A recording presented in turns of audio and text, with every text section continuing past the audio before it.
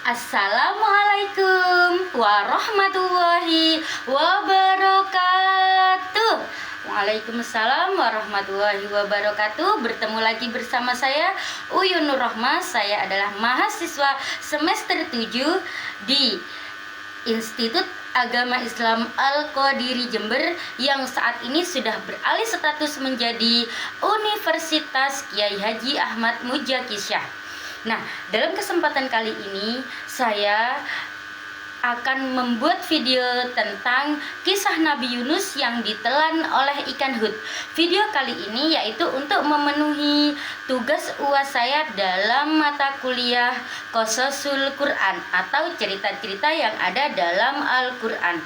Cerita saya pada kali ini yaitu tentang kisah Nabi Yunus yang ditelan oleh ikan Hud, yang mana telah kita ketahui Nabi yang wajib kita tahu atau yang wajib kita kenal yaitu ada 25 nabi. Nah, termasuk Nabi Yunus. Nah, marilah kita simak cerita saya tentang kisah Nabi Yunus yang ditelan oleh ikan Hud. Check this out. Di sebuah kota bernama Ninawa hiduplah seorang nabi yang bernama Nabi Yunus. Beliau adalah seorang utusan Allah yang berdakwah kepada kaumnya agar menyembah Allah. Namun kaum Nabi Yunus menolak akan dakwahnya Nabi Yunus. Nah, sembari Nabi Yunus berdakwah, beliau berdiri di depan dengan gerakan tangan menunjuk ke orang-orang banyak, wajahnya penuh semangat. Beliau berdakwah, "Wahai kaumku, tinggalkan penyembahan berhala itu.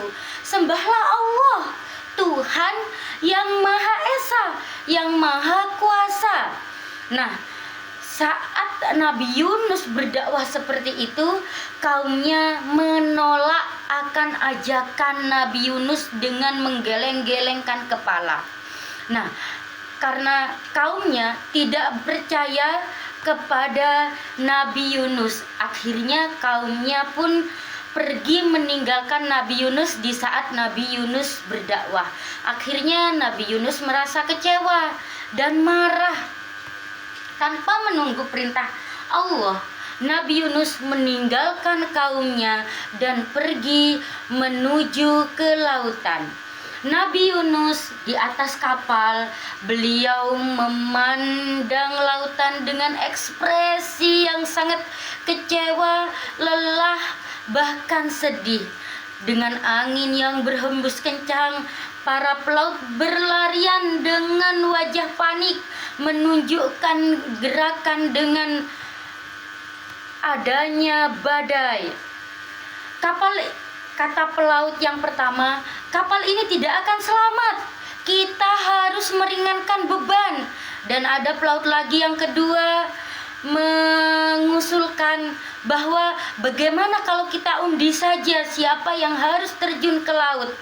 Nah, semua berpura-pura mengundi, padahal dalam undian tersebut sudah ada nama Nabi Yunus, dan pada undian tersebut itu hanyalah nama Nabi Yunus saja.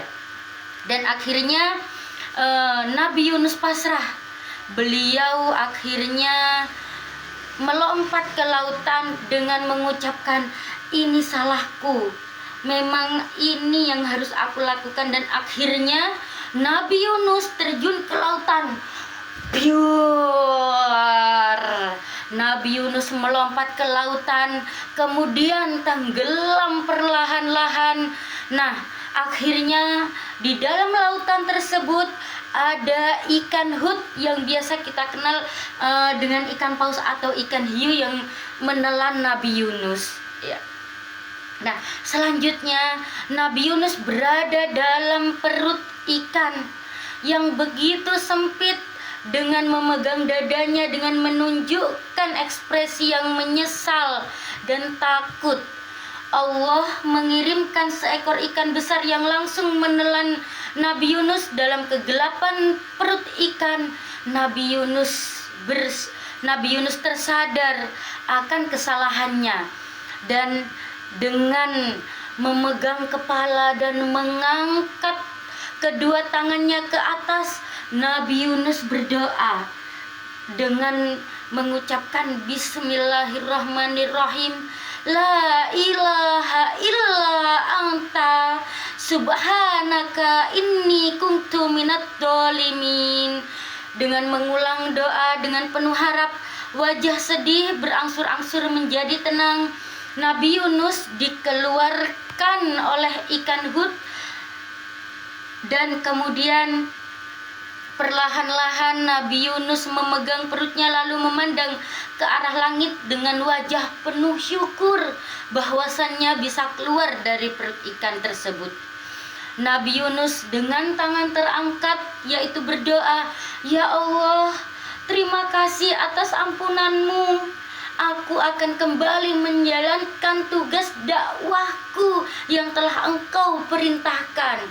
Setelah sembuh dan keluar dari perut ikan tadi, Nabi Yunus kembali ke kaumnya di Ninawa. Kali ini kaumnya menerima dengan lapang dada dakwahnya Nabi Yunus dan beriman kepada Allah bahwasannya apa yang diajarkan Nabi Yunus itu adalah benar adanya. Nah, itulah cerita Nabi Yunus yang ditelan oleh ikan hut.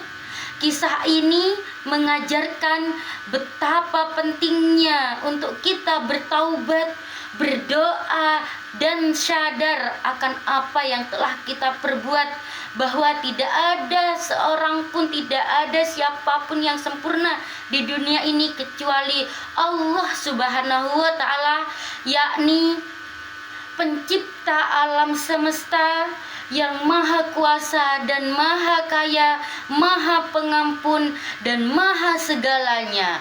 Dengan senyum yang lebar, akhirnya Nabi Yunus berdiri di tengah-tengah kaumnya, dan mereka semua mengangguk hormat kepada Nabi Yunus. Dan akhirnya Nabi Yunus bisa merangkul semua umatnya untuk menyembah Allah Subhanahu wa Ta'ala.